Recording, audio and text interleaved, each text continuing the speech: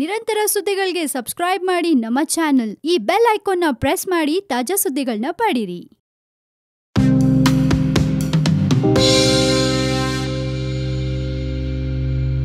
One India Kannada YouTube ಚಾನೆಲ್ಗೆ ಸ್ವಾಗತ. ನಾನು ರಶ್ಮಿ.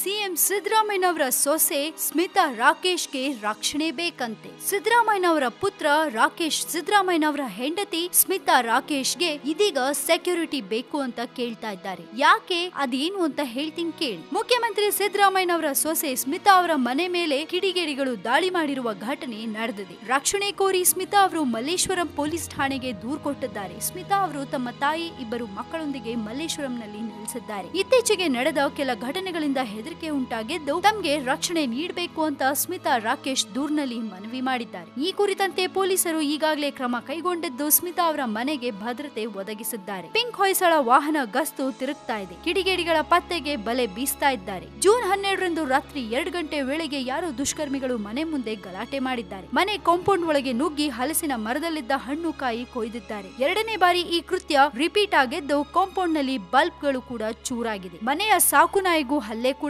ಮಾಡಲಾಗಿದೆ. ಸ್ಮಿತಾ ರಾಕೇಶ್ ಅವರ ಮನೆ ಮಲ್ಲೇಶ್ವರಂನ 18ನೇ ಕ್ರಾಸ್ ಬಳಿ ಇದ್ದು ಸ್ಮಿತಾ ಅವರು ತಮ್ಮ ಪುತ್ರ ಧ್ಯಾನ್ ಮಗಳು ತನ್ಮಯ್ ರಕ್ಷಣೆಗಾಗಿ ಪೊಲೀಸರ ಮೊರೆ ಹೋಗಬೇಕಾದದ್ದು ಅನಿವಾರ್ಯವಾಯಿತು ಅಂತ ಹೇಳಿದ್ದಾರೆ. ಇನ್ನು 2016ರ ಜುಲೈನಲ್ಲಿ ಬೆಲ್ಜಿಯಂ ಪ್ರವಾಸದಲ್ಲಿದ್ದ ರಾಕೇಶ್ ಸಿದ್ದರಾಮಯ್ಯ ಅವರು ಬಹು ಅಂಗಾಂಗ ವೈಫಲ್ಯಕ್ಕೆ ಒಳಗಾಗಿ ಅಕಾಲಿಕ ಮರಣಕ್ಕೀಡಾಗಿದ್ದನ್ನ ಇಲ್ಲಿ ನಾವು ನೆನಪಿಸಿಕೊಳ್ಳಬಹುದು. ಇದೀಗ ರಾಕೇಶ್ ಸಿದ್ದರಾಮಯ್ಯನವರ ಪತ್ನಿ ಸ್ಮಿತಾ ರಾಕೇಶ್ ಅವರು ತಮಗೆ ಹಾಗೂ ತಮ್ಮ ಮಕ್ಕಳಿಗೆ ರಕ್ಷಣೆ ಬೇಕು ಅಂತ ಮನವಿ ಕೂಡ ಮಾಡಿದ್ದಾರೆ. ಸೊ ನೋಡೋಣ ಸ್ಮಿತಾ ರಾಕೇಶ್ ಅವರಿಗೆ ರಕ್ಷಣೆ ಒದಗಿಸುತ್ತಾ ಸರ್ಕಾರ, ಹಾಗೆ ಈ ದಾಳಿಗಳು ಯಾಕೆ ಆಗ್ತಾ ಇವೆ ಅನ್ನೋದನ್ನ ತಿಳ್ಕೋಬೇಕು ಅಂದ್ರೆ ಪೊಲೀಸರ ತನಿಖೆ ನಡೆದ್ಮೇಲಷ್ಟೇ ಗೊತ್ತಾಗತ್ತೆ. ಸದ್ಯಕ್ಕೆ ಸುದ್ದಿ ಇಷ್ಟು. ಇನ್ನಷ್ಟು ಸುದ್ದಿಗಳಿಗೆ ನೀವು ಮರಿಬೇಡಿ ಸಬ್ಸ್ಕ್ರೈಬ್ ಮಾಡಿ ನಮ್ಮ one India Kannada YouTube channel. ಜೊತೆಗೆ ಈ ನಮ್ಮ ವಿಡಿಯೋ ನಿಮ್ಗೆ ಇಷ್ಟವಾದಲ್ಲಿ ದಯವಿಟ್ಟು ಶೇರ್ ಮಾಡಿ, ಲೈಕ್ ಕೂಡ ಮಾಡಿ.